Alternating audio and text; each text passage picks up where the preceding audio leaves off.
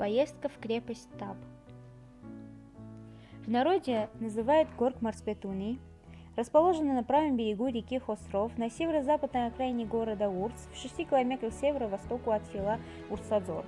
Он был построен в первой четверти X века, представляет собой квадратное монументальное здание правильной планировки, имеет большую архитектурную и фортификационную ценность. Он окружен прямоугольным забором, 4 угла которого укреплены пирамидами круглой формы.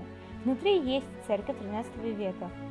Церковь представляет собой сводчатый зал из белого феррита. В надписи, выгравированной на северной стене церкви в 1256 году, упоминается топоним Таб. Монастырь-часовня Таб упоминается как пансионат с 1496 года, где пером Барсегом была написана книга псалмов на армянском Сахмусарана.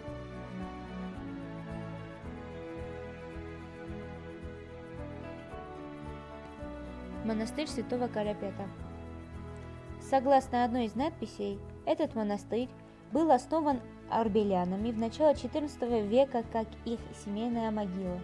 Другая надпись, датированная 1593 года, гласит, что монастырь был построен в то время. Надпись, датированная 1725 году, свидетельствует о том, что монастырь в то время находился в руинах. Рядом с монастырем были еще монастыри, которые разрушены сильным землетрясением 1679 года. Монастырь святого Иоанна Карапета состоит из одной церкви, колокольни, мавзолея. Он огражден, внутри ограды сохранились остатки жилых построек монастыря и небольшое кладбище. Вот, кстати, оно.